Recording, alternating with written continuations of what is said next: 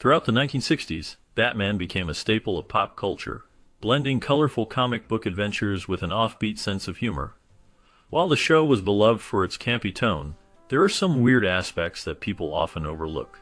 For instance, the portrayal of Batman and Robin was far more eccentric than many recall.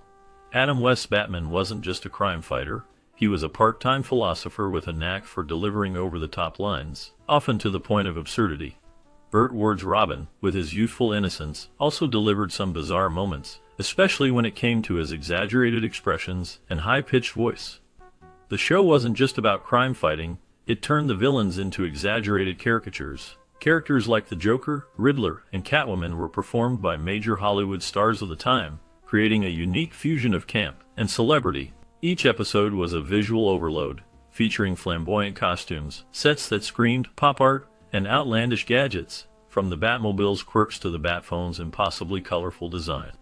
Despite its quirky appeal, the show was canceled after 3 seasons, leaving a lasting legacy of strange, yet charming, TV moments that continue to be remembered today. The 1966 TV series Batman was originally conceived as a cool, trendy crime show, much like The Man from UNCLE, which had gained popularity at the time. However, when ABC executives read the original Batman comic books, they found them to be incredibly campy, filled with tongue-in-cheek humor. The executives quickly determined that the only way to create a successful television program based on the character was to adopt a campy, pop art style. This approach was a departure from traditional crime dramas, giving the series a unique and playful flavor. The over-the-top characters, exaggerated storylines, and colorful visuals became key elements of the show. The campiness of Batman became part of its charm, attracting a broad audience and defining its lasting impact on pop culture. By embracing humor and vibrant visuals, the series achieved an unexpected success, influencing how comic book adaptations were perceived in the future. The Batmobile was one of the most iconic elements of the 1966 Batman TV series. The car itself was a modified Lincoln Futura, which was transformed into the sleek and high-tech Batmobile that became instantly recognizable to fans. In 2013, the original Batmobile was auctioned for an astounding $4.2 million, a testament to its enduring popularity and significance in pop culture. The show also featured 2 independent screen tests to find the ideal duo for the role of Batman and Robin. The first test paired Adam West and Burt Ward together, while the second test included Lyle Waggoner and Peter Dial. Ultimately, West and Ward were chosen for the roles, and their chemistry defined the series for its entire run. Interestingly, both screen tests can still be found on YouTube, giving fans a glimpse into how the show could have turned out if a different pairing had been selected. Wagner, who did not land the role, later went on to star alongside Linda Carter in the Wonder Woman TV series. The dynamic between West and Ward, however, remained central to the series' charm, and their partnership helped to shape the tone of the Batman series as a whole, blending campy humor with comic book action. Adam West's 1984 autobiography revealed that the pilot episode of the 1966 TV series Batman had a poor reception during initial test screenings, earning a score in the upper 40s. This was notably the lowest result in the history of pilot testing, where the average pilot score usually fell in the 60s. Despite the disappointing feedback, the producers did not give up. They decided to make several changes in hopes of improving the response.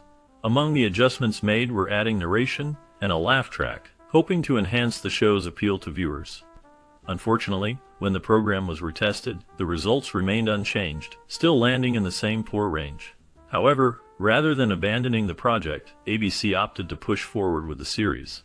To give it a fresh appeal, new special effects were introduced, and ABC ultimately decided to keep the show on air, a decision that led to the series becoming a cultural icon. The 1966 Batman film was released in cinemas shortly after the first season of the television show. This marked the first time Batman appeared in a full-length film. The movie was a direct extension of the popular TV series, maintaining the same tone and style that had made the program so successful. It brought together nearly all of the regular cast members from the show, with Adam West reprising his role as Batman and Burt Ward returning as Robin. The villainous lineup also included Cesar Romero as the Joker, Burgess Meredith as the Penguin, and Frank Gorshin as the Riddler, all of whom had made a significant impact on the show with their over-the-top performances. In addition, Lee Merriweather, who had taken over the role of Catwoman from Julie Newmar during the second season, appeared in the movie as Lisa Carson, a character who was part of the plot. This film was released only 2 months after the end of the TV series' first season, capitalizing on the excitement generated by the show's growing popularity. It was a major event for fans of the series, offering an extended adventure that brought the beloved characters to the big screen. The movie embodied the same playful, campy spirit as the show, featuring colorful costumes, action-packed sequences, and humor-filled dialogue. Each season of the 1966 TV series Batman had 34 episodes, with 2 episodes broadcast each week. This schedule meant a lot of work for the actors, including Weston Ward, who played a key role in the show. Despite the heavy workload, Ward was disappointed to learn that he was paid only $350 a week. This amount was considered a pittance, especially when compared to his co-stars, who received far more for their contributions. The pay disparity became a topic of concern for Ward, as he felt the effort required to meet the demanding schedule deserved more financial recognition. As with many other shows of the time, actors often found themselves underpaid despite their dedication to their roles, and the long hours spent on set. The issue of equal pay was particularly noticeable in the case of Batman, where the difference in salaries between the cast members led to frustration and dissatisfaction, highlighting the challenges that many actors faced during the golden age of television. Ward's experience reflected a broader pattern in the entertainment industry, where the compensation did not always align with the amount of work put in, especially for supporting actors compared to leading ones. The issue of equal pay in the television industry continued to be a point of discussion long after the show's initial run, as actors and crew alike began to push for fairer wages and better treatment across the board. The Batman comic books had been published since the 1930s and were still in print when the 1966 TV series aired. Over the years, Batman stories had evolved, with new characters and situations added to the narrative. At the time the series was produced, there were significant shifts happening within the comics, including the recent death of Alfred the Butler. Alfred had been killed off in the comics just a few months before the TV program began. This was a major change in the Batman mythos, but it didn't last long in the world of the show. When the producers of the 1966 Batman TV series announced that Alfred, along with Aunt Harriet, would be included in the series, this decision led to a unique twist for the comics. To match the series, Alfred was revived in the comics, much to the surprise of readers and fans. The television series, with its light-hearted and campy approach, brought these characters back into the fold, showcasing their importance in Batman's world once again. Ellen Napier, who was cast as Alfred in the TV series, had no prior knowledge of Batman or the comics before assuming the role. She stepped into the part of the butler with no background in the character's long history, which was unusual for a show based on such a well-known and beloved comic book hero. Despite this, she quickly became a beloved part of the show's dynamic, portraying a warm, caring figure who was a vital part of Batman's household. Her portrayal of Alfred, alongside Aunt Harriet, helped to bring a sense of family and normalcy to the otherwise action-packed and adventurous world of Gotham. The 1966 Batman TV series, with its bright colors, fun costumes, and catchy catchphrases, introduced Batman to a whole new generation of viewers. By incorporating elements like Alfred and Aunt Harriet, the show not only paid homage to the comic book's roots, but also added a new layer to the familiar Batman universe, giving fans a different take on the characters they knew and loved from the comics. In the 1966 TV series Batman, the villains were often the true scene stealers, dominating the show with their larger-than-life personalities and elaborate schemes. A distinctive feature in these sequences was the use of slanted or crooked camera angles. These skewed camera angles would appear whenever the audience was led inside a villain's lair, creating a visual effect that immediately signaled the audience to the shady and dangerous nature of these characters. The camera tilts subtly, distorting the scene to reflect the twisted morality and devious intentions of the villains. This was a clever cinematic technique designed to enhance the unsettling atmosphere that surrounded the antagonists. By distorting the environment in such a way, the show emphasized that the villains operated in a world apart from the normal, rational space occupied by the heroes. It was a visual cue that reinforced the sense of danger and madness, underscoring the idea that Batman's enemies were not merely criminals, but were outliers in their own bizarre and chaotic reality. This technique helped to heighten the tension in scenes, making each villainous appearance even more menacing and dramatic. Whether it was the Joker, the Riddler, or Catwoman, the crooked camera angles were an integral part of what made these villains so memorable. They were not just characters in the traditional sense, but rather forces of disorder whose layers were visual representations of their warped minds. Through these clever camera angles, the series created a visual shorthand for evil, allowing viewers to instantly recognize when Batman was about to face off against a truly twisted foe. The technique, though simple, was highly effective in creating a lasting impression and adding to the overall campy, yet thrilling atmosphere of the show. Clowning Around focuses on the prominent Batman villains who dominated the 1966 TV series, particularly the Joker and the Penguin. These two characters are central to the storylines, with the Joker slightly edging out the Penguin in terms of appearances. While the Penguin graces the screen in 19 episodes, the Joker appears in 22 episodes, making him a more frequent presence. Together, they form a crucial part of the show's success, with their antics filling more than a third of the series' 120 episodes. The Joker, with his manic laughter and unpredictable schemes, contrasts sharply with the Penguin, whose more calculated, bird-themed crimes often involve clever traps and intricate heists. Their regular appearances ensure that viewers are always on edge, wondering what devious plots these infamous villains will concoct next. The chemistry between these characters and their interactions with Batman and Robin brought a unique energy to the show, keeping audiences entertained with each new encounter. The 1966 Batman TV series introduced the iconic character of the Joker, brought to life by Cesar Romero. Romero's portrayal of the Joker is unforgettable, especially due to the character's infamous, insane laugh, which became one of the defining aspects of the character. Interestingly, this laugh was not something crafted through a script or direction. It came from a genuine, spontaneous laugh Romero let out when he first saw his costume. The costume, with its bold and outrageous design, struck him as so absurd that he couldn't help but laugh, a moment that would shape the Joker's unpredictable and maniacal personality on screen. In an ironic twist, it's fascinating to think that Frank Sinatra, the legendary crooner, also showed interest in playing the Joker. While it's hard to imagine Sinatra in this role, considering his suave, smooth image, it's a testament to the quirky nature of the 1960s series, where just about anything seemed possible.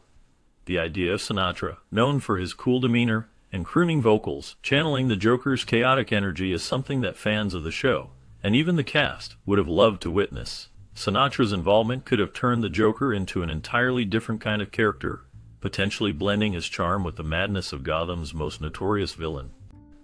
Eartha Kitt's portrayal of Catwoman in the 1966 Batman TV series marked a significant moment in television history. She took over the role in the third season, following Julie Newmar, who had played the character in the first season, and Lee Merriweather, who appeared as Catwoman in the 1966 spin-off film. Kitt's casting was particularly notable, as she became just the second African-American woman to be extensively featured on mainstream television in the United States during the 1960s. The first was Nichelle Nichols, who portrayed Uhura on Star Trek. Kitt's presence as Catwoman was groundbreaking, especially considering the racial and social climate of the time. Her portrayal of the feline villain was marked by a combination of sultry charm and sly wit, offering a distinct contrast to the earlier depictions of the character. Kitt's Catwoman also became a cultural touchstone, with her seductive voice and distinctive style leaving a lasting impact on the portrayal of women in comic book adaptations. Her role as Catwoman was not only a moment of representation for African American actresses, but also set the stage for future portrayals of the character.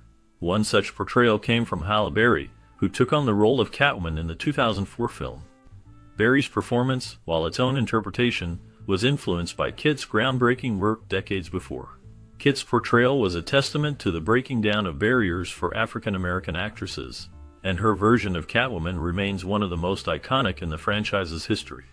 In the 1966 TV series Batman, the episode A Bird of a Different Feather features another of the many colorful and memorable villains that made the show so iconic. This particular episode almost had a different actor in the villain's role.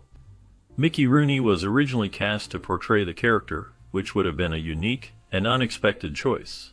However, the role ultimately went to Spencer Tracy, who delivered a performance that became a standout moment in the show. Tracy brought his own flair to the character, showcasing his skill in playing a villain. What made Tracy's performance so notable was the way he took on the role. Although the show was known for its lighthearted and sometimes campy tone, Tracy's portrayal of the villain was anything but typical. His performance was not only a contrast to the usual goofy or over-the-top nature of many of the villains on the show, but also showcased his acting chops in a way that was somewhat different from his usual dramatic style. However, the episode highlighted a bit of a missed opportunity. Tracy, while great in his portrayal, didn't fully grasp the superhero plot structure that defined much of Batman's appeal. In essence, while Tracy was awesome in the role, there was a slight disconnect in how his character interacted with the larger superhero storyline. This was not uncommon in a series like Batman, where the over-the-top antics of the villains often clashed with the more grounded, heroic nature of Batman and Robin. Nonetheless, A Bird of a Different Feather stands as another example of how the series was filled with entertaining performances, memorable characters, and a blend of comedy and action that made it a beloved classic. Penguin's well-known cackle, or quackle, from the 1966 TV series Batman became one of the most memorable aspects of his character. This distinctive laugh, which added a unique touch to the villain's persona, was the result of years of cigarette smoking by actor Burgess Meredith. Although he had quit smoking about 20 years before the show began filming, Meredith felt that the husky, raspy quality of his voice, developed during his years of smoking, would be perfect for bringing Penguin to life. His vocal delivery gave the character a menacing yet somewhat humorous tone, making him stand out among the series' many colorful villains. The sound became synonymous with Penguin's evil schemes, and Meredith's portrayal of the character left a lasting impression on audiences. In the 1966 TV series Batman, the Bat gadgets became a central part of the show's charm, providing both humor and a sense of wonder to the audience. Batman's utility belt was filled with a wide variety of inventive and outlandish devices, each with a Bat-related name. These gadgets were essential to the Caped Crusaders' crime-fighting efforts, often solving problems in the most creative ways. The Bat Brainwave Analyzer, for example, was used to detect criminal thoughts or to analyze complex situations, showcasing Batman's scientific expertise.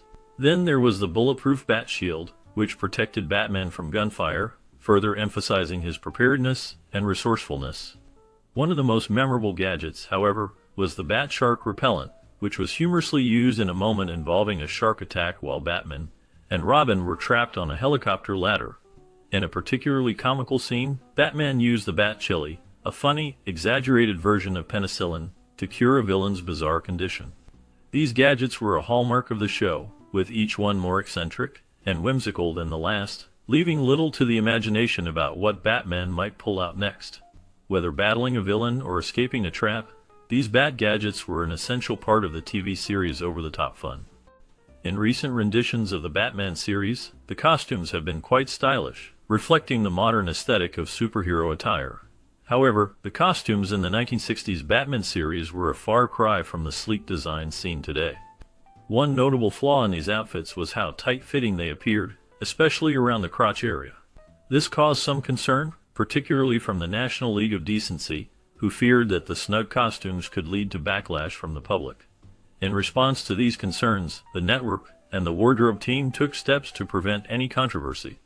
The wardrobe staff employed various techniques such as layering and strategic restriction to ensure that the costumes would not attract negative attention or criticism. These measures were aimed at making sure the superheroes could still maintain their iconic looks without crossing any boundaries in the eyes of the audience. The Batman TV series of 1966 was a unique cultural phenomenon that captivated audiences with its campy humor and colorful portrayal of Gotham City. The show was notable for its portrayal of villains by major personalities of the time, as nearly every Hollywood star seemed eager to join in on the fun. The program's quirky structure included one of its most iconic features, the wall climbing scenes. These scenes became an essential part of the show's charm. Batman and Robin would often climb the side of a Gotham City skyscraper in pursuit of the latest evil scheme, and during these climbs, they would encounter various celebrities who peeked their heads out of windows to witness the spectacle. The producers of the show cleverly used these brief interactions as a way to integrate famous names into the plot, while adding to the show's lighthearted tone. Some of the most memorable appearances during these wall-climbing moments included those of Sammy Davis Jr., Edward G. Robinson, and even Santa Claus. The inclusion of these star-studded cameos not only entertained viewers, but also showcased the fun and whimsical nature of the show, which became a defining characteristic of its appeal. The Batman series, with its larger-than-life personalities, was truly a product of its time, blending the world of superheroes with the celebrity culture of the 1960s. As the series progressed, Frank Gorshin's unique portrayal of the Riddler emerged as a standout among the colorful villains of the show. His performance is marked by a delightful blend of eccentricity and wit, showcasing a character that is both mischievous and cunning. Many viewers found Gorshin's quirky interpretation captivating, which led to a strong fan following. The character's penchant for riddles and puzzles adds a layer of intrigue to the show's dynamic, making each encounter more engaging. Gorshin's commitment to the role is evident, as he fully embraces the character's absurdity, allowing for a delightful escapism that is both entertaining and memorable. His Emmy nomination for Best Supporting Actor in a Comedy Role was a testament to the impact he had not just on the viewers, but also within the television industry. This recognition highlights how comedy was cleverly woven into the action, and Gorshin's performance was an essential part of that success. Overall, he undeniably introduced a bizarre charm that transformed the Riddler into a beloved figure in television history, captivating audiences and securing his legacy. Frank Gorshin was an iconic actor known for his portrayal of the Riddler in the 1966 television series Batman, bringing a unique charisma and energy to the character during seasons 1 and 3, as well as in the 1966 film. However, he was not alone in this role. In season 2, John Astin stepped in to play the Riddler, marking a notable change in the character's portrayal. John Astin, also an Oscar-nominated actor, was well known for his role as Gomez Addams in the classic television series The Addams Family that aired in 1964. The amusing charm and stylistic flair he brought to Gomez offered a different, yet entertaining take on the Riddler across 2 episodes in 1967. Despite the brief time he spent playing the Riddler, John Astin's portrayal added depth to the character in the series. Gorshin's influence remained significant as he portrayed the Riddler in 10 films, cementing his legacy within the Batman universe. The fact that both actors contributed uniquely to this beloved character showcases the rich history of Batman and its villains. Gorshin's memorable performances captivated audiences and helped set the tone of the show, while Astin's turn offered a fresh perspective that delighted fans during its run. The legacy of the Riddler endures due to the vibrant portrayals by both Gorshin and Astin, enriching the overall universe Batman inhabited. In the 1966 television series Batman, the character of Mr. Freeze was brought to life by 3 different actors. George Sanders was the first to portray Mr. Freeze, also known as Dr. Schimmel, during season 1. His sophisticated yet cold demeanor introduced the villain's icy personality.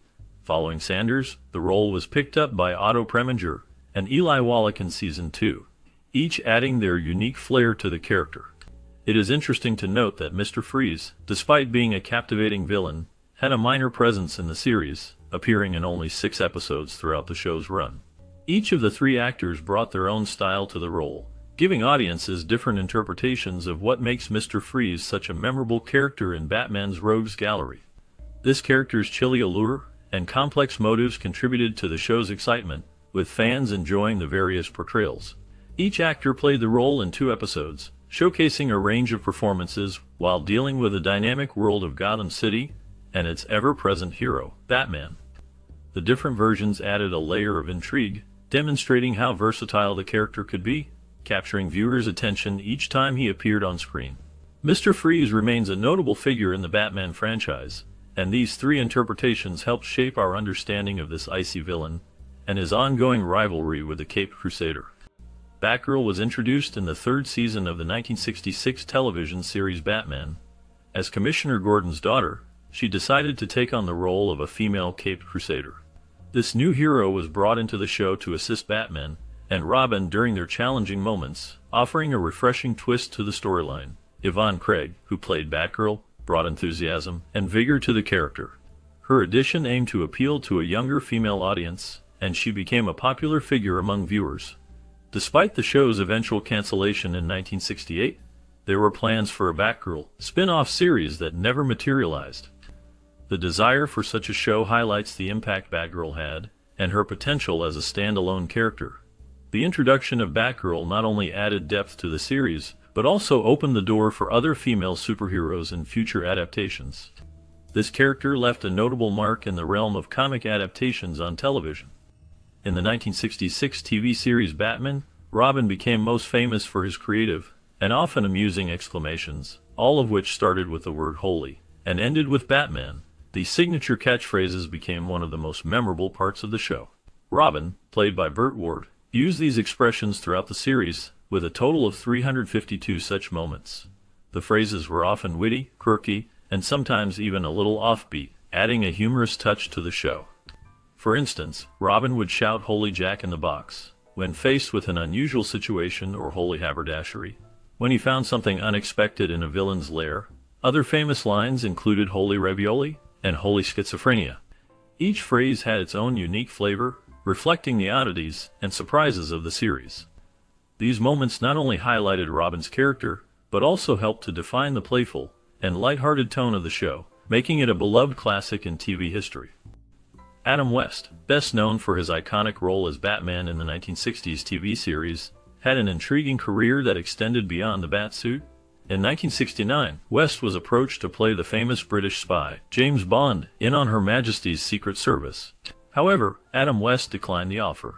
He believed that the role of Bond should be played by a British actor, feeling that someone from the UK would be a more fitting choice for the part.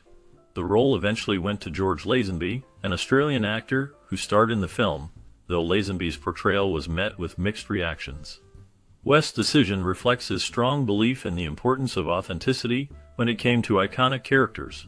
His legacy as Batman, with his humorous and campy portrayal, remained his most enduring role, but his brief foray into the world of James Bond shows the range of roles he was considered for during his career. His choice to pass on Bond may have been one of his more self-aware career moves, understanding the expectations tied to such a celebrated character.